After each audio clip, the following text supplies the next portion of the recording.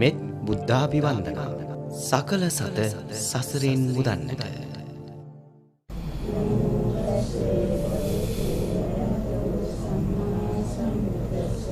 බුද්ධං සරණං ගච්ඡාමි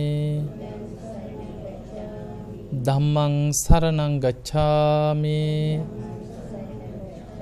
සංඝං සරණං ගච්ඡාමි ဒ ුතියම්පි බුද්ධං සරණං ගච්ඡාමි ဒ ුතියම්පි ධම්මං සරණං ගච්ඡාමි ဒ ුතියම්පි සංඝං සරණං ගච්ඡාමි තතියම්පි බුද්ධං සරණං ගච්ඡාමි තතියම්පි ධම්මං සරණං ගච්ඡාමි තතියම්පි සංඝං සරණං ගච්ඡාමි පාණාතිපාතා වේරමණී සික්ඛාපදං සමාදියාමි අදින්නාදාන වේරමණී සික්ඛාපදං සමාදියාමි කාමේසු මිච්ඡාචාරා වේරමණී සික්ඛාපදං සමාදියාමි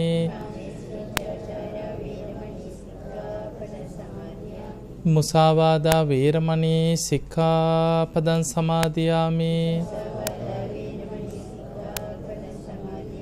සුරාමේරය මජ්ජපමා දට්ඨානා වේරමණී සික්ඛාපදං සමාදියාමි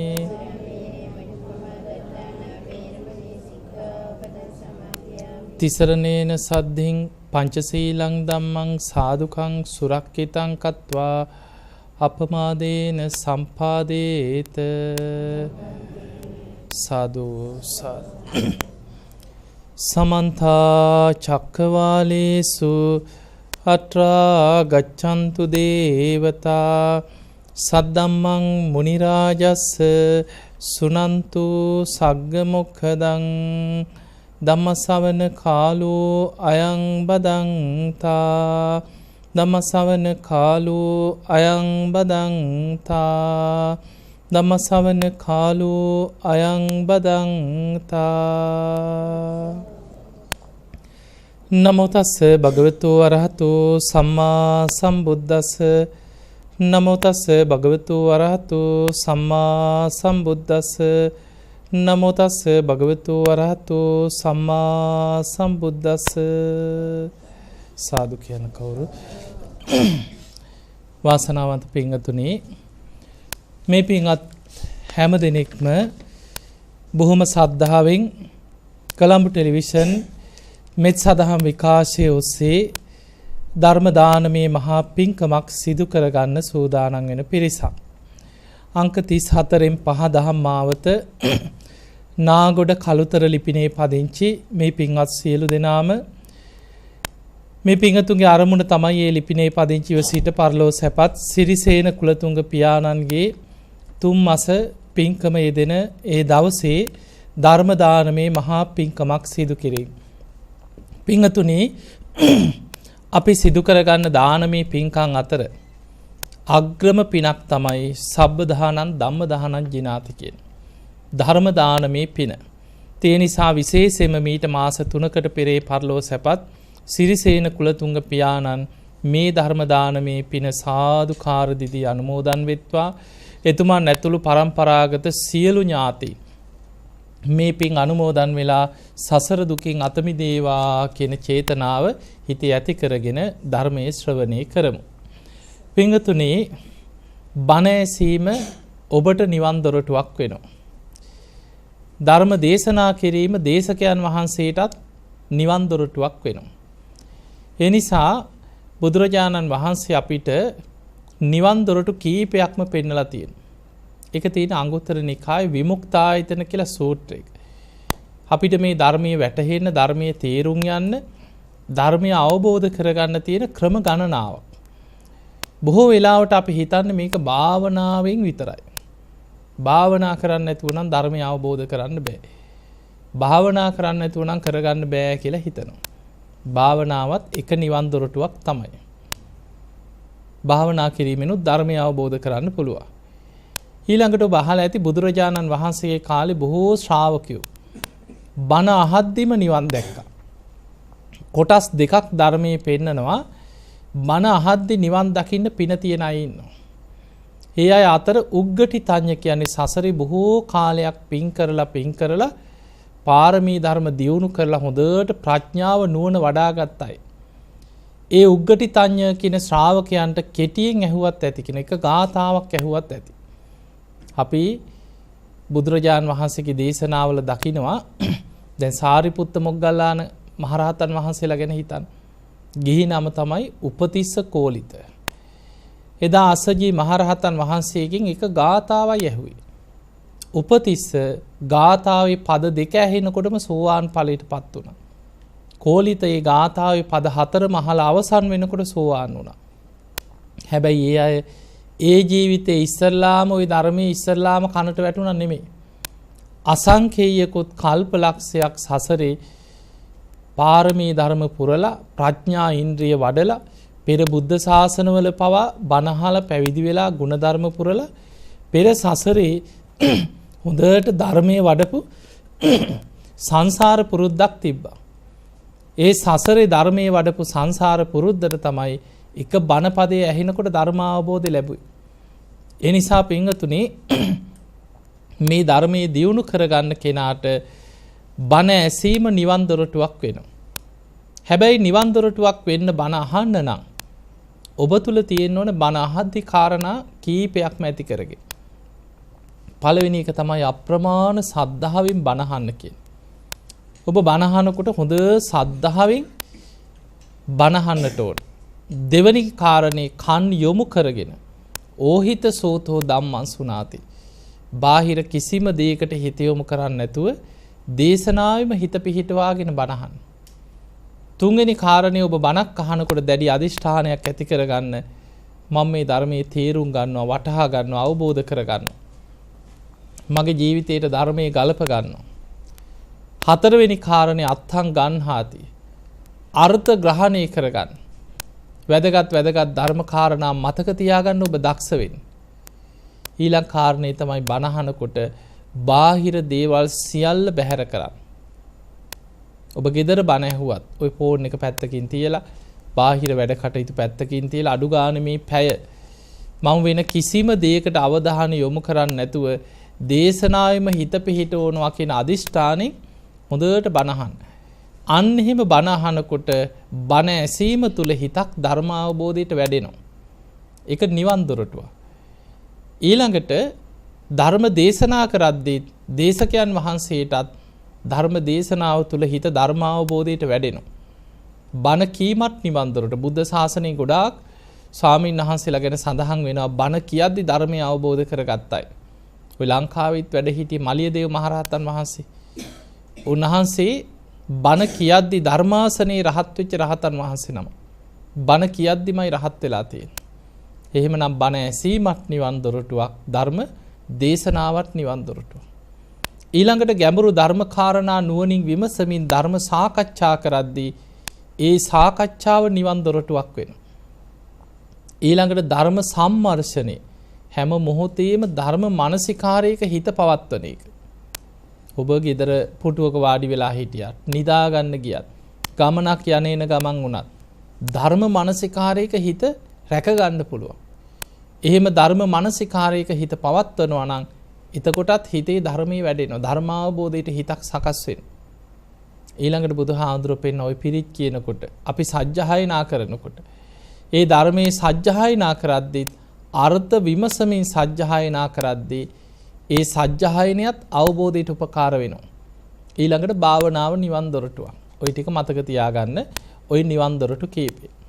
ඊළඟට පින්වතුනි අපි බලමු මේ ධර්මය ඇයි අපි ධර්මයේ දියුණු කරන්නේ?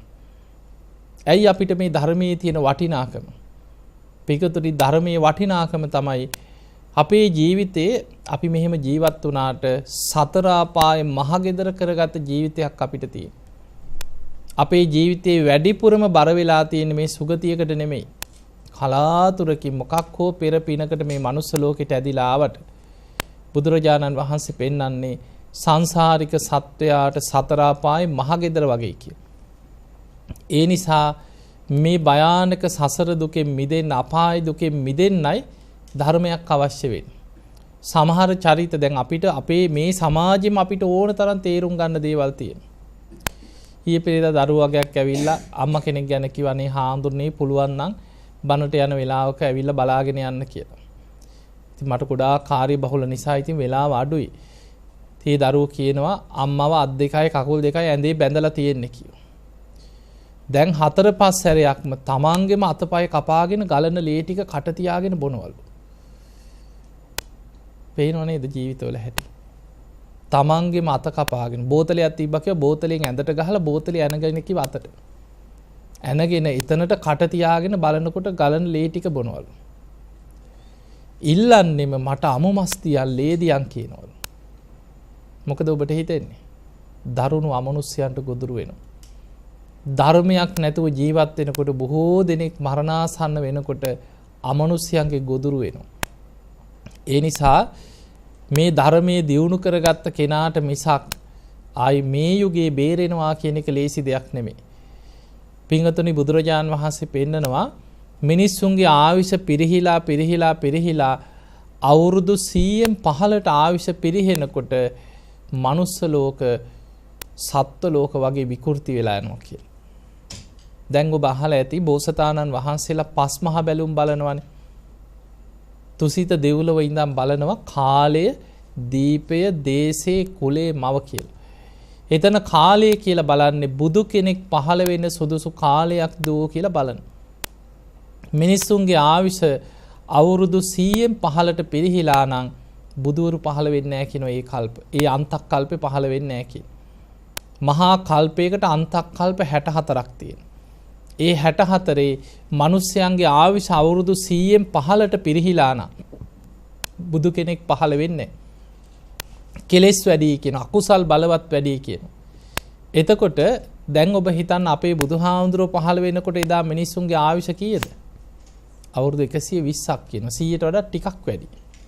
ඒ කාලේ සාමාන්‍ය ආයු අපේක්ෂණීය අවුරුදු 120යි. උපරිම නෙමෙයි.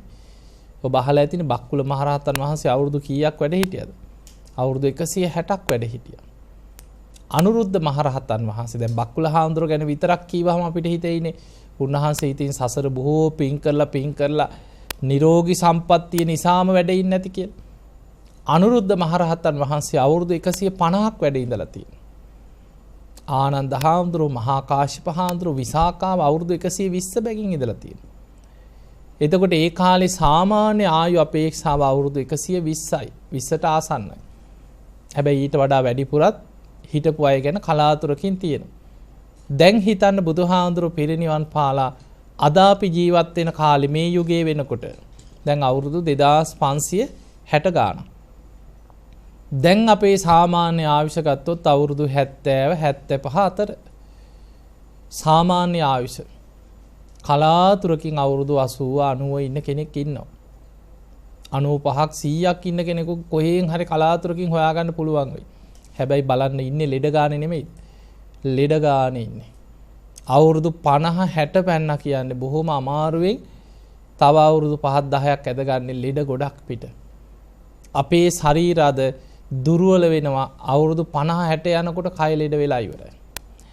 ඊළඟට බලන්න ගිහිල්ලා සාමාන්‍ය තරුණ වයසේ ඉඳන් ඔය සීනි, ප්‍රෙෂර්, කොලෙස්ටරෝල් ඔය ලෙඩ ටික ඔක්කොම අවුරුදු 30 40 පණින වයසේ ඉඳන් තියෙනවා. සමහර පොඩි දරුවන්ට. එතකොට අපිට පේනවා අද අපි ජීවත් වෙන පරිසරයේ කන බොන දේවල්, පාරිසරික දේ ඔක්කොම පිරිහෙනවා. බුදුහාමුදුරුවෝ පෙන්වුවා මිනිස්සු අකුසල් වලින් පිරිහෙනකොට මේ පෘථුවියේ තියෙන පෘථුවි රසයත් පිරිහිලා යනවා කියලා. මේ මිනිස්සුන්ගේ ආයුෂ පිරිහිලා අවුරුදු 10ට ලං වෙනකොට අනාගතේ පස්බෝ රස ලෝකෙන් අතුරුදහන් වෙනවා කියලා තියෙනවා. මිනිස්සුන්ගේ වටිනාම ආහාරේ කුරක්කන් වගේ තලප జాතියක් තමයි කියන ඉස්සරහට. ඒව විතරයි කියන පොළොවේ වැවෙන්නේ. දීර්ඝ ආයුෂ තියෙනකොට මිනිස්සු ගුණධර්ම පුරන කාලේ පෘථුවියේ නිකන් පෘථුවි පස් ටික වුණත් රසයි කියන. ඔබ අහලා ඇති ඉස්සර පොළොවක් හටගන්න හැටි අහලා තියෙනවද? අග්ගඤ්ඤ සූත්‍රය කියලා තියෙනවා. මුල්ම කාලේ පෘථුවියේ ඒ පොළොවේ පෘථුවි රසය ආග්‍රහණය කරනවා කියන සත්‍ය. එතකොට පොළොවේ තියෙන කිරිවල යොදේ වගේ ඒ පස දිව ගාලා ඒක ආහාර කරගන්නවා කියන. ඒක රසයක් කියනවා. ඊළඟ රස පොළොව කියලා සඳහන් කරා. ඊළඟට පොළොවේ මුල්ම කාලේ හටගත්තා කියනවා ඇල්වී කියලා වී වර්ග. දීර්ඝ ආයුෂ තියෙන කාලේ. ඒවා මේ වගේ ගිහිල්ලා මේ ගොයන් කපාගෙන දඟලන්න දෙයක් නැහැ. කරලෙන් පහළට වැක්කිරෙනවා කියන වී. එකම ගහේ පහළට වැක්කිරෙනවා. හැදි හැදි පල්ලෙහාට වැක්කිරෙනවා. මිනිස්සු වාජන අරන් ගිහිල්ලා ඒවට පුරෝගෙන යනවා කියන. එතකොට අපිට පේනවා ඉස්සර උග්ගස් ගැන දේශනාවල තියෙනෙත් එහෙමයි. මහණෙනි ඉස්සර තියෙන උග්ගස් ගැන බුදුහාඳුරෝ පෙන්නනවා උග්ගහේ යටින් කපපු ගමන් කරන්නේ එතන තද කරලා බඳිනවා කියන. මොකද උග්ගහ කපලා මෙහෙම අල්ලගෙන ඉන්නකොට පැණි ටික පල්ලෙහාට බේරිලා පාත්‍රයක් පැණි වලින් පිරෙනවා කියන. එතකොට දැන් අද තියෙන උග්ගහ දිහා බලන්න. දත් මිටි කාගෙන අඹරන්න එපා. යන්තම් පොඩ්ඩක් පැණි ටිකක් හරි ගන්නනේ. ඒකෙත් පැණි රහක් නෑ දැන්. එතකොට අපිට පේනවා එන්න මේ පෘථිවි රසය ලෝකෙන් අතුරුදහන් වෙනවා. මිනිස්සුන්ගේ ලෙඩ රෝග වේගෙන් වර්ධනය වෙනවා. ආවිස පිරිහෙනවා. ඒ වගේ බුදුහාඳුරෝ පෙන්වු අනාගතයේ මිනිස්සු දරුණු අමනුෂ්‍යයන්ට ගොදුරු වෙනවා. මේක තියෙනවා මහා සාල කියලා අංගුත්තර නිකායේ දේශනාවක්. බුදුහාඳුරෝ පෙන්නවා මිනිස්සුන්ගේ අකුසල් බලවත් වෙනකොට සැඩ යක්ෂයන් මිනිසුන් අතරට යකුන් මුදා හරිනවා කියන. වෛශ්‍රවණ දෙවියන් සැඩ යක්ෂයන්ව බන්ධන වලින් පන්සිල් රකින්න ගුණධර්ම පුරණ අයට හිරිහැරයක් නොවන විදිහට ඒ අයව බන්ධනය කරලා නීති පනවලා තියෙනවා. ඒක ධර්මයේ සඳහන් වෙනවා. ඒවා බන්ධනය කියන්නේ මේ නිකන් ලණු වලින් බඳිනවා වගේ නෙමෙයි. ඒවා චිත්ත බන්ධන. එතකොට හැබැයි මිනිස්සු අකුසල් පුරනකොට ගුණධර්ම වලින් පිරිහෙනකොට දෙවියන් අහක බලනවා කියන. දෙවියන්ගේ රැකවරණ මිනිස්සුන්ට අහිමි වෙනකොට සැඩ යක්ෂයන් මිනිසුන් අතරට යකුන් මුදා හරිනවා කියලා මේ දේශනාවේ තියෙනවා. මහා දරුණු අමනුෂ්‍යයෝ යක්ෂයෝ ගම් නගර නියංගම් වල අරක් ගන්නවා කියන. මහණෙනි අනාගතේ මිනිස්සුන්ගේ ආයුෂ අවුරුදු 100න් 15ට පිරිහෙනකොට අධර්ම රාගයේ විෂම ලෝභයේ මිත්‍යා ධර්මයේ ලෝකේ බලවත් වෙනවා කියන. එතකොට අර දරුණු අමනුෂ්‍යයන්ට මිනිස්සු ගොදුරු වෙලා 100,000 ගණන් අමනුෂ්‍යයන්ගේ ගොදුරු වෙලා මිනිස්සු මිය යනවා කියන. ලෙඩ රෝග වලින් මිය යනවා. ස්වභාවික විපත් වැඩි වෙනවා කියන. එතකොට මේ වගේ අද අපි ජීවත් වෙන්නේ බොහෝම විපත් බහුල අකුසල් බලවත් විකෘති සත්වගේ මිනිස්සු ඉන්න පරිසරේ. ඒ නිසා මේ වෙලාවේ අපේ පෙරපිනකට කොහොම හරි බණ ටිකක් යන්තම් අහන්න ඉතුරු වෙලා තියෙනවා. ඒ පෙරපිනකට දැන් ආයෙමත් අර වැහිගෙන වගේ ගිය ධර්මෙ චුට්ටක් මතුවෙච්ච කාලයක් මේ. දැන් ආයෙ ධර්මයේ මතුවෙලා. දැන් ඔබම හිතන්න මීට අවුරුදු 15කට 20කට එහා මෙහෙම බණ අහන්න තිබ්බද? ඉස්සර රජයේ ගුවන් විදුලියේ පොයි දවසේ රැයට විතරයි රැයට බණ ටිකක් ගියේ. අද එහෙම නෙමෙයි බණම යන නාලිකා කොච්චර තියෙනවද? දැන් මේ කොළඹ ටෙලිවිෂන් මෙත් සදහම් විකාශයේ මේ පෙබරවාරි 1 වෙනිදා ඉඳන් උදේ වරුවත් දැන් වෙනදා 2 ඉඳන් 9 වෙනකම් විතරයි ආගමික විකාශය තිබ්බේ. උදේ 7 ඉඳන් රැය 7 වෙනකම්ම පැය 12ක ආගමික විකාශයක් දික් කරලා තියෙනවා. එතකොට තව බණ යන නාලිකා කොච්චර තියෙනවද? බණ අහන්න. මොකද මිනිස්සුන්ගෙම ඉල්ලීම. මිනිස්සු පුදුම විදිහට ධර්මය අහනවා, බණ අහනවා, ගුණ ධර්ම පුරන.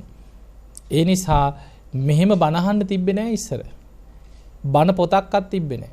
පරණ පොත්, පුස්කොළ පොත් හොයා ගන්නවත් බෑ. මිනිස්සුන්ගේ අතේ නිතර කොහේ හරි ගමේ තිබ්බනම් බණ පොතක් තිබ්බේ ජාතක පොතයි, පිරිත් පොතයි. ඉස්සර ඒකනේ දරුවෝ මුණුබුරෝ තියාගෙන එක්ක ජාතක කතාවක් කියවනවා. තුන් සූත්‍රේ කටපාඩම් කරනවා, පිරිත් කියනවා, ඔච්චරයි. අද ත්‍රිපිටක පොත් ගෙවල් වල ඉඳන් තියෙනවා. ඒ නිසා ධර්මයේ දියුණු කරගන්න කෙනෙකුට අද තමයි හොඳම අවස්ථාව ගැලවෙනවා නම්. ඒ නිසා මේ අවස්ථාවෙන් උපරිම ප්‍රයෝජනයක් ගන්න මහන්සි ගන්න. බැරි වෙලාවත් මේ අවස්ථාව ගිලිහිලා අපි හිත මොකක් හරි පෙර පිනකට ආයි අපි මනුස්ස ලෝකේ ආවා කියලා හිතන්න. ඒනකොට මීට අන්තයි. දැන් අපේ ආයුෂ වේගෙන් පිරිහීගෙන යන්නේ. ඊළඟට ආයු උපදිනකොට මීටත් වඩා ආයුෂ පිරිහිලා මනුස්ස ලෝකෙට ආවත්. ඊළඟට නිකන් ඔබ හිතන්න පිරිහීම ඔබේ පුංචි කාලේ දැන් ඉන්න දරුවන්ගේ පුංචි කාලේ අතර වෙනස බලන්න. පිරිහීමක් පේන්නේ නැද්ද? ඉස්සර හිතන්න මීට අවුරුදු 30-40කට එහා ගමක මලගයක් වුණොත් මොකද කරේ මිනිස්සු ගම්වල? මල පොත කියුවා කියලා අහලා තියෙනවද ඉස්සර? වෙස්සන්තර ජාතකයේ කියවන්නේ ගමේ මිනිස්සු එකතු වෙලා වෙස්සන්තර ජාතකයේ කියව සතර සතිපට්ඨාන කියනවා මිනිය උස්සනකම් එකතු වෙලා. ඉස්සර මොනවා නැතත් සතර පොයට සිල් ගන්න යනවා නිකන් හරි පන්සලේ වාඩි වෙලා ඉන්න පරණ ආච්චිලා සීයල. ගෙවල් වල බුද්ධ පූජාව තියලා හොඳට පිරිත් කියලා බුදුන් ඇඳ හවසට මල් ටිකක් පූජා කළා දරුවෝ මුණුබුරෝ තියාගෙන බුදුන් ඇඳ. එතකොට ඔහොම තිබ්බ පරිසරය ඔබට මතක ඇති ඉස්සර ඔය කොහේ හරි කලාතුරකින් ඔය අපරාධයක් මිනිමැරුමක් ගමක ආරංචි වෙන්නේ. කවි කොළ ගහලා වික්ක මතකද? කොහේ හරි අපරාධයක් වුණාම ඕවා කවියෙන් කවි කොළ ගහලා අඬා මිනිස්සු බස්වල කියලා කවි කොළ වික්කා. දැන් අපිට ඒව ගානක් තියනවද කියලා හිතන්න. මේ අවුරුදු 40ක් වෙනකොට දැන් අපිට ඒවා ගානක් නෑ. අවුරුදු 30ක් 40ක් ඇතුළත බලාගෙන ඉන්නදී වේගෙන් විකෘතියක් වුණා. මේ විකෘතිය ඔහොම ගිහිල්ලා දැන් ඔබේ දරුවන්ගේ දරුවෝ දිහා බලන අනාගතේ ඒ ළමයින්ගේ පොඩි කාලේ ඉඳන් හිතන දේවල් ඒ ළමයින්ගේ අත්වල තියෙන දේවල් මේ ෆෝන් අන්තර්ජාල ඕවත් එක්ක දරුවන්ගේ මනස විකෘති වෙන විකෘති විල්ලත් එක්ක තව පරම්පරා දෙකක් තුනක් අනාගතයට යනකොට කොහොමයි ඉඳීද? ඒ නිසා ආයි අපි මැරිලා මේකේ ආවොත් එහෙම මීට අන්ත මිනිස්සු එක්ක සත්තු වගේ අය එක්ක ජීවත් වෙන්න වෙන්නේ. ඒ නිසා පින්වතුනි මේ ලැබිච්ච අවස්ථාවේ ಗುಣධර්ම පුරාගෙන ගැලවෙන්න උත්සාහයක් ගන්න. සුගතියක හරි යනවා නම් පළවෙනි එක තමයි සද්ධාව පුරුදු කරන්න. අපිට රැකෙන්න තියෙන ආරක්ෂා වෙන්න තියෙන ප්‍රධානම දේ තමයි බුදුගුණ මානසිකාරයෙන් අපිට ලොකු ආරක්ෂාවක් ලැබෙනවා. බුදුහාඳුරු පෙන්නවා බුදුගුණ අචින්තියයි. අචින්තියේ පසන්නානං විපාකෝ හෝති අචින්තියෝ කියන. ඒ අචින්තිය බුදුගුණ ගැන අපේ හිත පැහැදිලා හිත පිහිටනවා නම් ඒකෙන් ලැබෙන විපාකයක් අචින්තියමයි කිය. ඒ නිසා නිතර බුදුගුණ හිතන් කාට හරි මරණ මංචකේ හරි කල්යාණ මිත්‍රයෙක් හැටියට පිහිට වෙනවා නම් අපිට කරන්න තියෙන එකම දේ කනට කරලා බුදුගුණ ටික කියන්න. බුදුගුණවල හිත පිහිටියොත් කරපු දහසක් අකුසල යටපත් වෙනවා. ඒ තරම් බලවත්. ඔබ අහලා ඇතින මරණ මංචකේ ආසන්න කර්ම කියලා කොටසක් ධර්මයේ පෙන්නනවනේ. කුසල් මැඩලන අකුසල් අකුසල් මැඩලන කුසල් කිය. බොහෝ වෙලාවට කරපු පින් යටපත් වෙලා අකුසලයක් මරණ මංචකේ බලවත් වෙන්න ඉඩ තියෙනවා. එහෙම නොවි කරපු අකුසල් යටපත් කරගෙන කුසලයක් බලවත් කරනවා නම් බලවත් කරන්න තියෙන ප්‍රබලම කුසලයේ තමයි කියනවා බුදුගුණ මානසිකාරය. බුද්ධානුස්සති. බුදුගුණ හිතන්. අඩු ගානේ බුදුහාඳුරන්ගේ ජීවිතේ ප්‍රධාන ස්ථාන සිහි වුණත් බුදුරජාණන් වහන්සේ පෙන්වනවා මහණෙනි යම් කිසි කෙනෙක් බුදුරජාණන් වහන්සේගේ ජීවිතේ එයා සිහි කරනවා මං සරණ ගිය බුදුරජාණන් වහන්සේ මව් කුසින් බිහි වුණේ මෙතනයි. මං සරණ ගිය බුදුරජාණන් වහන්සේ ප්‍රථම ධර්ම දේශනාව කරේ මෙතනයි. බුදුරජාණන් වහන්සේ සම්බුද්ධත්වයට පත් වුණේ මෙතනයි. පිරිනිවන් පා වදාළේ මෙතනයි කියලා ඒ ස්ථානයක් සිහි වුණත් ඒ කාන්තෙන් සුගතිය උපදිනවා කියලා මහා පරිනිබ්බාන සූත්‍රය පෙන්නනවා. එතකොට අපිට පේනවා මේ බුදුගුණ සිහි කිරීම ඊළඟට බුදුරජාණන් වහන්සේගේ ජීවිතයේ ප්‍රධාන ස්ථානයක් හරි හිතට බලවත් කර ගැනීම අකුසල් යටපත් කරලා කුසල් බලවත් කරන්න හේතු වෙන ප්‍රබලම කුසලයක්. ඒ නිසා නිතර බුදුගුණ උතනින් තමයි බේරෙන්න තියෙන්නේ. ඒ අරෙන් අපිට වෙන බේරෙන්න තැනක් නෑ. අපි මේ ජීවිතේ ගොඩනගන සියල්ල අතහැරලා යනවා. අපිට අක්කර දහස් ගණන් තිබ්බත් රත්තරන් ගාපු ගොඩනැගිලි මාලිගා හදාගෙන ජීවත් වුණත් ඊළඟට රාන් රිදී මුතුමැණික් කඳු ගහගෙන හිටියත් හුස්ම ටික යනකොට අතහරින්න වෙනව නේද? අතහරින්න වෙනවා. ඒ නිසා බුදුහාඳුර පෙන්න ඒවා මෙලවට ප්‍රයෝජනවත්. හැබැයි ඒවා පරිහරණය කරද්දී ආදීනව දස්සාවිනෝ කියන. ආදීනව දකිමින් වාසය කරන්න. එහෙම නැත්නම් මිනිස්සු අන්ත අසරණයි. ඉස්සර මන් නුවර ඉන්නකොට දවසක් පුතෙක් ඇවිල්ලා ඒ අම්මා ගැන කතාවක් කිව්වා. ඉතින් ගෙදර බඩු තියාගන්න බෑ කිව්වා. සල්ලි නැති වෙනවා කිව්වා. සෑයට සල්ලි ගණන් කරනවා ඇහෙනවලු. අඩිසද්ද ඇහෙනවලු. හොල්මන්. ඒ දරුවා කියනවා අම්මා ටීචර් කෙනෙක් කිව්වා. හරි ලෝබයි කිව්වා. කවදාවත් ඒ දරුවෝ දෙන්නේ තුනේද හිටියා කිව්වා. තාත්තා තමයි කිව්වා ඉතින් ඉස්කෝලේ යනකොට හරි පඩියෙන් හරි ළමයින්ගේ අතට කීයක් හරි දෙන්න. අම්මා ඉතින් ඕවා ඉතුරු කර කර එකතු කර කර පොත්වල දදා කොහොම තමයි කිව්වා ඉතින් අම්මගේ ජීවිතේ. අම්මා වැඩි බණ අහන්නෙත් නැහැ, ಗುಣධර්ම පුරන්නෙත් නැහැ. හරි ලෝබයි කිව්වා. ඒ දරුවෝ පන්සලකට හරි ගිහිලා පින්කමක් කරත් අම්මට හොරෙන් තමයි කිව්වා දන් දෙන්නේ. ඇයි බනිනවලු? උඹලා මේ දුක් විඳලා හම්බ කරලා ඕවා පුදන්න යනවා කියලා බනිනවලු. අම්මට හොරෙන් තමයි කිව්වා දානයක් දුන්නත් පන්සලකට ගිහිලා ආධාරයක් කරත් ඒක ආධාර කරන්න. කොහොම හිටපු අම්මා ඉතින් ඒ දරුවෝ කියනවා හාඳුනේ අපිටවත් පොතේ කීයක් තියනවද කියලාවත් කියන්නේ නැහැ කිව්වා. ඉතින් කාමරේ වහගෙන කාමරෙන් එළියට එනකොට මේ තමන් ඉන්න ගෙදර ඉන්නේ මේ හොරු එක්ක නෙමෙයි දරුවොත් එක්ක. හැබැයි කාමරෙන් එළියට ආපු ගමන් යතුරු දාලා ඉවල ඉනේ ගහ ගන්නවලු යතුරු. ඊට පස්සේ සාලේ හිටියත් මේ කුස්සියේ හිටියත් මිදුලේ හිටියත් දොර වහලා යතුරු දාගෙන තමයි ඉන්නේ. ඊට පස්සේ කාමරයට ගියා දොර වහගත්ත කවුරු හරි කාමරයට ගිය ගමන් කාමරයට ඇවිල්ලා වාඩි වෙනවා බයට. ඉතින් ඔහොම ඉඳලා කොහොම හරි මේ අම්මට පපුවේ අමාරුවක් හැදිලා ස්පිරිතාලට ඇතුල් කරා කි. ওই නුවර පැත්තේ. ඉතින් ඒ දරුවා කියනවා දැන් දොස්තරලා කියනවලු අම්මට heart attack එකක් ඇවිල්ලා බොහොම අමාරුයි ඔපරේෂන් එකක් කරන්නත් වෙන්න පුළුවන්. වැල් 2-3ක් හීන් වෙලා තියෙන්නේ. මේ අම්මා කියනවා මට හොඳයි. මට ඇති ලෙඩක් නැහැ. මට ගෙදර යන්න ඕනේ. යමල්ලා ගෙදර මාව මෙහෙ තියන්න බෑ කී දැන් රණ්ඩු ළමයි එක්ක. ඒ ළමයි කියන නෑ අම්මේ දොස්තර නෑ ওই දොස්තරලා වුන් හොරු වුන් බොරුකාරයෝ කී දැන් දොස්තරලට බනිනවලු. මොකද දැන් ඉස්පිරිතාලේ ඉන්නකොට මතක් වෙනවා පොතේ තියෙනවා ලක්ෂ 25ක් 30. මේවා දරුවන්ට ලියලත් නෑ මොකවත් නෑ මේක බැංකු පොතේ. ඉස්පිරිතාලේදී මැරුණොත් මේක මැනේජරයා ගනීද බැංකුවේ මිනිස්සු ගනීද දැන් ඕවා තමයි ඔළුවට එන්නේ. ඊට පස්සේ දැන් ඕකට රණ්ඩු අල්ලනවා මට ලෙඩක් නෑ කියලා ගෙදර එන්නේ.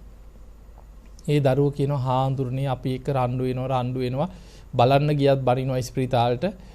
ඊට මං එක්ක පැනලා යනවා මං ඔළුව හැරිච්ච අතේ යනවා කී රණ්ඩු වෙනවා. ඊට පස්සේ මොකද ටිකට් කපාගෙන කොළඹ ඉස්පිරිතාලයකට ඇතුල් කරනවා කියලා දොස්තරලටත් බොරු කියලා ගෙදර ගෙනාවා. ඊට පස්සේ ඉතින් දොස්තර දීලා තියෙනවා දිව යටපෙත්තක් තියාගන්න අමාරුනොත් මෙහෙමයි පපුවේ අමාරු ආවොත් මෙහෙමයි පෙතිත් ඉල්ලගෙන ගෙදර ගෙනාවා. දැන් අම්මා ගෙදර ආවිල්ලා ආපු ඉලේ දැන් අසනීපේ තියෙනවා හොඳයි වගේ රඟපානවා. ළමයින්ට කියනවා උඹලා ඉන්න එපා යනවා රස්සාවට. මට ඇති ලෙඩක් නැහැ. මෙහෙ ඉන්න ඕනේ නැහැ. දැන් කොහොම හරි ළමයි ඉතින් ඊට පස්සේ උදේ ගියා. ගිහිල්ලා අපි වරුවෙන් එනවා අම්මා මෙන්න කෑම කියලා උයලා බේත් ටිකක් අතට දීලා ගියා. ළමයි යනකන් ඉඳලා ගිය ගමන් බැංකුවට ගිහිල්ලා අර පොතේ තිබ්බ සල්ලි ටික ඔක්කොම ගත්තා.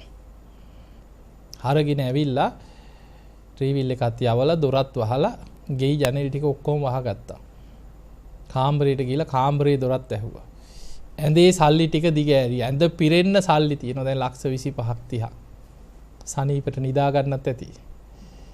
දැන් ඇඳ පිරෙන්න සල්ලි.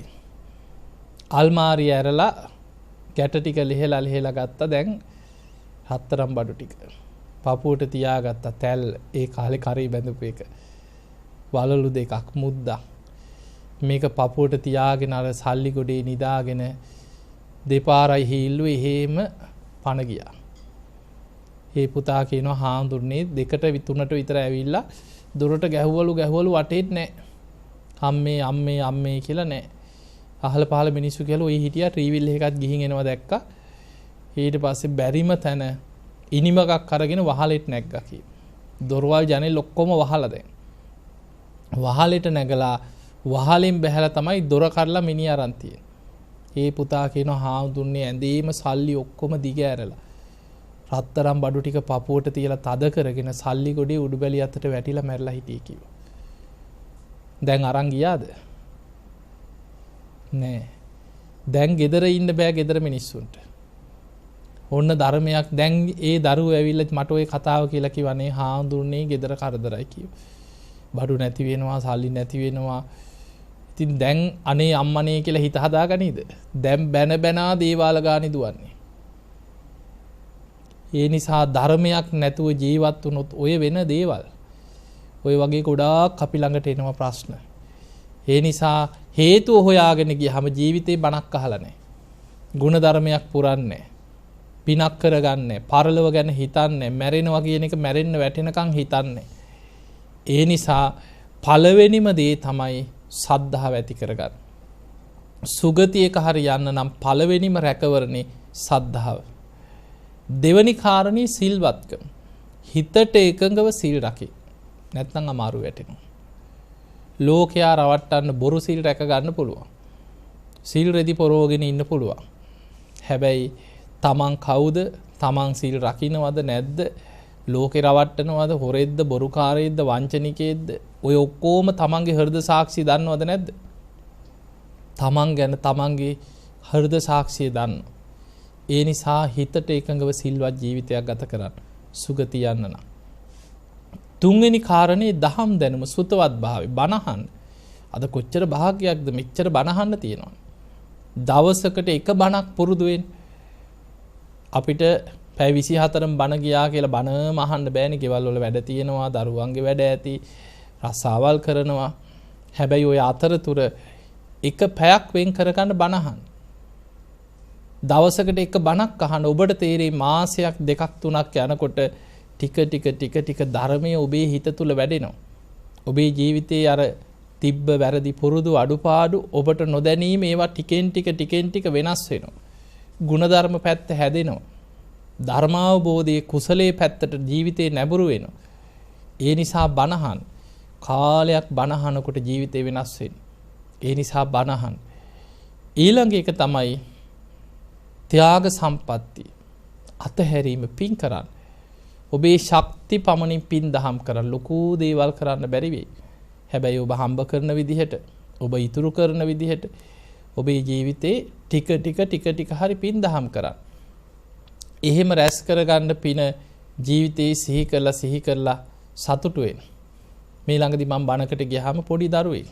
එතකොට ඒ ළමයා මං හිතන්නේ 3 වසරේ 4 වසරේ ඉන්නේ. කැට 5ක් එකතු කරලා බක්කුල සෑයට කියලා. ඒ ළමයා අනේ පව් ඒ තාත්තා කියනවා මේ ළමයාට ඉතින් ඉස්කෝලේ යනකොට ඔය මොනවා හරි අයිස්ක්‍රීම් කන්න එහෙම දීපු සල්ලි කීවා. බලන්න මේ පොඩි දරුවන්ගේ පින කියන්නේ නේ. පොඩි දරුවෝ නම් නැත්නම් සාමාන්‍ය ළමයි කොච්චර ආසද ඔය මේ අයිස්ක්‍රීම් වලට එක්ක ටොපි කන්න, චොක්ලට් කන්න කොච්චර ආසද. ඒ දරුවා ඒක ගෙනල්ලා කාමරේ වෙනම බක්කුල සෑය කියලා ලියලා පින්තූරෙත් මේ අරගෙන ඒකත් අලෝගෙන පොඩි කැටවල දැන් කැට 4ක් එකතු කරලා බලන්න ගියාට පස්සේ ඉතින් ඒ ළමයා කැට 4ම ගෙනල්ලා අම්මා තාත්තා එක්ක පූජා කරලා පෙර පින් තියෙන දරුවෝ ඉන්නවා. ඒ නිසා අපිට ගොඩාක් ලොකු දේවල් කරන්න බැරි වෙයි. පොඩි දෙයක්. බුදුහාඳුරෝ පෙන්නන්නේ මහණෙනි සතෙකුට කුසගින්න නිවා ගන්න ආහාර ටිකක් දුන්නත් ආත්ම 100ක් ආනිසංස ලැබෙන විපාකයක් කියලා. මේක ආත්මයක් දෙකක් නෙමෙයි ආත්ම 100ක්. මොකද අපි වපුරනවට වැඩිය 100,000 ගුණෙන් අස්වැන්න ලැබෙනවා. බුදුහාඳුරෝ පෙන්වුවේ යාදිසං වපතේ බීජං තාදිසං හරතේ පලං කියන. යමක් වැපිරුවද වපුරන දේ අපි සසරේ අස්වැන්න නෙලන්නේ. දැන් හිතන්න අපි අඹ ගෙඩියක් නම් පැල කරේ. ඒක අඹ ගෙඩිය නෙමෙයිනේ හටගන්නේ. ඒ අඹ ගහේ අඹ 100,000 ගාණක් හටගන්නවා. එතකොට එක වී ඇටයක් ඉස්සට පස්සේ වී කරල් පිටින් හටගන්න. ඒ වගේ අපි යමක් වපුරනවා වගේ 100,000 ගුණයකින් අස්වැන්නක් ලැබෙනවා. අපි කරන දේවල් දානයක් දුන්නොත් ඒකේ ආනිසංස සාංගික දානයක් නම් අනන්තයි අප්පමෙයයි කියන ආනිසංස. සතෙකුට දුන්නත් ආත්ම 100ක් සසරේ විපාක ලබන්න තරම් ඒ පින බලවත් කියන. එතකොට සසරේ ආත්ම 100 ගණන් සංසාර විපාක ලැබෙන්නේ. එක තැනක බුදුහාඳුරෝ පෙන්න මහණෙනි දානයක වටිනාකම ලෝතුරා බුදුරජාණන් වහන්සේ නමක් තරම් මේ ලෝකෙ මිනිස්සු දන්නවා නම් තමන් කොච්චර බඩකින්නේ ඉඳලා තමන්ට කවුරු හරි අපි හිතමු දවසක් දෙකක් කන්න නැතුව බඩකින්නෙම හිටපු කෙනෙක්. කවුරු හරි කෑම පිඟානක් දෙනවා. දැන් එක කටට දෙකට කාගෙන යන්න පුළුවන්. ඒ තරම් බඩකිනේ. හැබැයි බුදුහාමුදුරු පෙන්නවා මහණෙනි පිනේ වටිනාකම දන්න කෙනා කොච්චර කුසගිනි වුණත් තමන් කන බත් පතෙන් එක බත් පිටක් හරි සතෙකුට හරි දන් දෙනවා කියලා. ඒ තරම් ආනිසංස ඇති පිනක් කියලා. ඒ නිසා ඔබේ ජීවිතයේ තුල ටික ඔබේ ශක්ති පමණි පින් කරගන්න. පින් කරනකොට දැන් අපිට හිතෙන්නේ මේක සල්ලි වියදම් කරලාමයි කරන්න කියලානේ. නෑ මිනිස්සුන්ට පින් කරන්න මහා පුදුම සිතුවිලි පහළ. දැන් මේ බක්කුල සෑය හදන්න ගත්ත කාලේ ඉඳන් අපිට පේනවා මිනිස්සු පුදුම විදිහට පින් කරන්නේ. කතරගම ඉඳන් එක තාත්තා කෙනෙක් මැණික් ගඟෙන් පිරිත් කරලා වැලි අරගෙන ඒ වැලි අඹරලා ගෙදරත් පිරිත් කරලා ඔළුවේ තියාගෙන පයින් ආව දවස් 4මාරක් මෙහෙට පිරිත් කිය චෛත්‍යයට පූජා කරලා යන අදිෂ්ඨානයක් කියනවා. සමහර පුද්ගලයන් ඒ හිතපු හැටි. සමහර අම්මලා එනවා ගඩොල් කැට දෙකක් බෑග් එකේ දාගෙන ඈත පැතිවල. සමහර ගෙවල් වල ඉඩමේ පොඩි අච්චු හදාගෙන ගඩොල් කපනවා. ඒක ලොකු ගඩොල් නෙමෙයි. ඕන තමන්ට තමන්ගේ ඉඩමෙන් ඒකත් පිරිත් කියලා අර පස් ටික අරගෙන පිරිත් පැන් ඉහලා එහෙම තමයි ඒකට අනලා ගඩොල් කැටයක් දෙකක් හදාගෙන ඇවිල්ලා ඒකත් ගේන්නේ ගෙදර බුදුන් අඳින තැන තියලා දවස් ගාණක් බුදුන් ඇඳලා පිරිත් කියලා ගඩොල් කැටේ ගෙනහලා චෛත්‍යයට පූජා කරලා යනවා. එතකොට මේ වගේ පින් කරගන්න මිනිස්සු ලංකාව පුරා පුදුම විදිහට මේ චෛත්‍යයත් එක්ක පින් කරගත්තා. තමන්ට තමන්ගේ ශක්ති පමණින් පින් කරගන්න තමන් දක්ෂ වෙන්න ඕනේ. ඒ නිසා පින්වතුනි අපිට අපේ ජීවිතවල පුළුවන් තරම් පින් කරගන්න. ඒ කරන පින හිතලා බලවත් කරන්න. මම මේ වගේ පින් කරා මම මේ වගේ පින් කරා කියලා පින බලවත් කරගන්න. ඊළඟ එක තමයි ප්‍රඥාව. ධර්මීය නුවණින් විමසලා ඇති කරගන්න වැටහීම. ප්‍රඥාව. සද්ධර්ම ශ්‍රවණයයි යෝනිසෝ මනසිකාරයයි තමයි ප්‍රඥාව ලබන්න උපකාර වෙන කාරණේ. සද්ධර්ම ශ්‍රවණිය අද අපිට හොඳටම ලැබෙනවා. ධර්මයේ හොඳටම බාහිරින් අහන්න ලැබෙනවා. යෝනිසෝ මනසිකාරය කියන්නේ අහන ධර්මය නුවණින් විමසමින් තමා තුළින් ගලපා බලන්න ඔබ දක්ෂ වෙන්න. අන්න එතකොට ධර්මාවබෝධයට අවශ්‍ය නුවණ ටික තමන් තුළ හැදෙනවා. ඒ නිසා ඔන්න ඔය කරුණු පහ ජීවිතේ පුරුදු කරගන්න. සද්ධාව, සිල්වත්කම, දහම් දැනුම, ත්‍යාග සම්පත්තිය, ප්‍රඥාව. ඔය කරුණු පහ වඩන්න. ඒ කරුණු පහ ටික තමන් තුළ පිහිටනකොට තමන්ට මෙලව ලොකු විශ්වාසයක් ඇති වෙනවා. මා තුළ සද්ධාව තියෙනවා. මං හොඳට සිල් රකින්න කෙනෙක්. මං හොඳට පින් කරගන්න කෙනෙක්. මං හොඳට බණ භාවනා කරන කෙනෙක්. මං හොඳට ගුණධර්ම පුරාගත්ත කෙනෙක්. මම නම් දැන් මැරුණා සුගති. අන්නේ විශ්වාසය තමන්ට ඇති වෙනවා. ඔය විශ්වාසය නැත්නම් ජීවිතේ බෞද්ධයෙක් වුණාට අපි කරගත්ත දෙයක් නැහැ. අඩුම ගානේ දැන් අපි හිතමු මේ නිවන් දකින්න පුළුවන්, මාර්ගඵල ලබන්න පුළුවන්, සතර අපායෙන් මිදෙන්න පුළුවන් සම්දිට්ඨික ධර්මයක් අපිට ලැබිලා.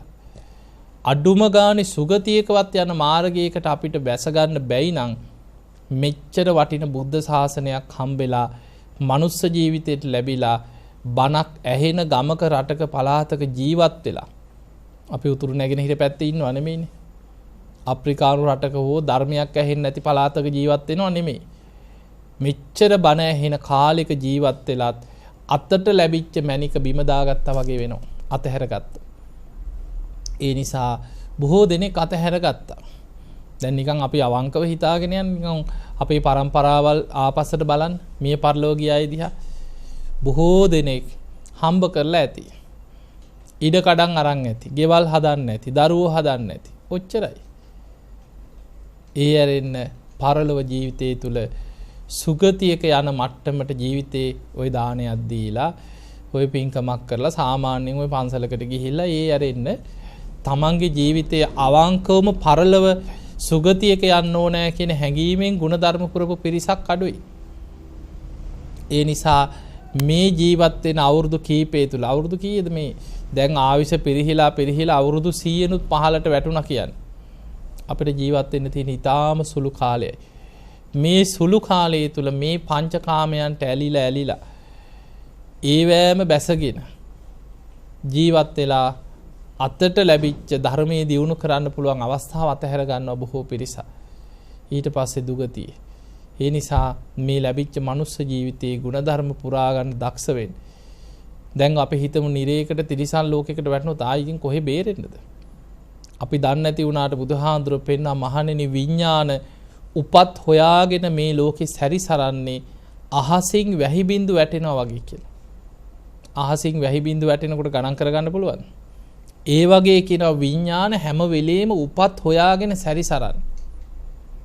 හැබැයි සුගතියකට එන්න පින තියෙන්නේ කලාතුරකින් කෙනෙකුට. විඥාන කොහේ හෝ උපත් හොයාගෙන කර්මාන් රූපී එහෙම සැරිසරන. දැන් හිතන්න අඹ ගෙඩියක් කුණු වෙන්න තිබ්බා කියලා. ඔය අඹ ගෙඩිය ඇතුළට විඥාන ලක්ෂ ගාණක් රිංග ගන්න. ඒ ඇති. අර කුණු වෙන ශ්‍රාවයෙන් කයක් හදා ගන්නවා පණුවෙක් හැටියට. අඹ ගෙඩිය කපනකොට පිරිලා පණුව. අසූචි ටිකක් ඇති. සත්වයන් හටගන්නේ මව් කුසෙන් විතරක් නෙමෙයි තෙත් පරිසරයෙන්. කොහේ හරි ශ්‍රාවයක් තෙත් තැනක් තියෙනවා නම් එතනට විඥානයක් බැස ගන්න. බිත්තර ඇතුලේ තෙත් පරිසරයෙන් මව් කුසෙන් ඕපපාතික ඔය හැම ක්‍රමෙන්ම සත්වය හට ගන්න. අසූචි ගොඩට රිංගනවා විඥාන 100,000 ගාණක්. ඒකේ ඒ ශ්‍රාවයේ පණුවෙක් හැටියට කයක් හදා ගන්න. කුණු කාණුවල මේ අපේ ශරීරෙම කුණු වෙනකොට කොච්චර මේක ඇතුළට විඥාන රිංගගෙන මේක ඇතුලින් හට ගන්නවා. ඒ නිසා ජීවත් වෙනකොට මේ කයි නැද්ද සත්තු? අපිව ඇසුරු කරගෙන කොච්චර විඥාන මේ කයත් එක්ක ජීවත් වෙනවද බලන්න.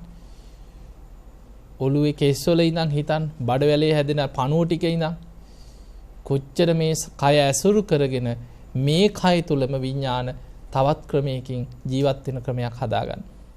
ඒ නිසා මේ සත්වයන් බුදුහාඳුරු පෙන්වුවේ මේ සත්ත්ව විශ්ය අචින්ත්‍යයි. අපායගත සත්වයන් බුදුහාඳුරු උපමාවකට පෙන්වුවේ නියසිලට පස් ටිකක් අරන් පෙන්නවා මහ පොළොවේ පස් තරම් කියලා හිතන්න කිව්වා සතර අපායේ ඉන්න පිරිස. මනුස්ස ජීවිතේ ලබලා තියෙන මෙච්චරයි කියෝ. නියසිලට ගත්ත පස් වගේ ටිකයි. අපිට මනුස්ස ලෝකේ ඉන්න ප්‍රමාණය ඉලක්කමකින් හරි කියන්න පුළුවන්. අපි කියනවා කෝටි 700ක් කියලා දැන්. 800ක් කියලා වැඩිපුර 100ක් දාමු. කෝටි ගාණෙන් හරි අපිට ඉලක්කමින් කියා ගන්න පුළුවන් මනුස්ස ජීවිත ලැබපු පිරිස. හැබැයි අපිට එක වර්ගාඩියක ඉන්න සත්තු ටික ගණන් කරගන්න පුළුවන්. අඹ ගෙඩියක් කුණු වෙනකොට ඉන්න පණුව ටික හොයා ගන්න පුළුවන්. කුඹි ගුලක් වේයු ගුලක් ගත්තත් කෝටි ප්‍රකෝටි ගණන.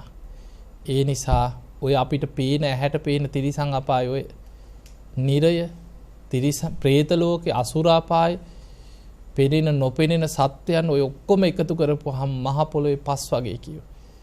ඒ නිසා මේ බේරිච්ච බේරිල්ල පෙර විශාල පිනකට දැන් අපි චුට්ටක් බේරිච්ච වෙලාවක්. తాවකාලිකව බේරිලා ඉන්න මොහොත. හැබැයි පෙර පිනක් නිසා මේක පෙර පිනක්.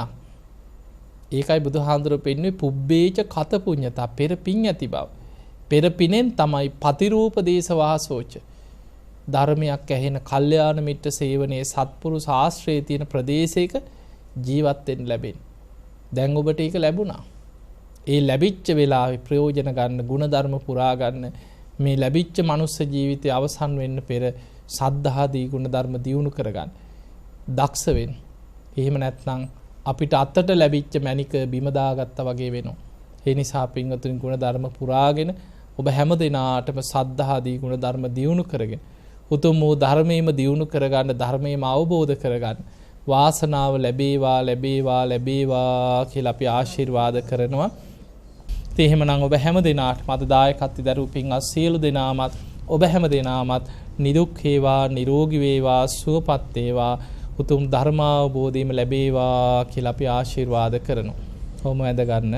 අභිවාදන සීලිස්ස නිච්ඡං වද්ධා ප්‍රචායිනෝ චත්තාරෝ ධම්මා වඩ්ඩන්ති ආයුවන්නෝ සුඛං බලං ආයුරාෝග්‍ය සම්පatti සග්ග සම්පatti මේවච අතෝ නිබ්බාන සම්පatti මිනාතේ සමිජ්ජතු. හැම දිනාම නිදුක් වේවා, නිරෝගී වේවා, සුවපත් වේවා, සුවපත් වේවා, සුවපත් වේවා. හැම දිනාටම තෙරුවන් සරණයි.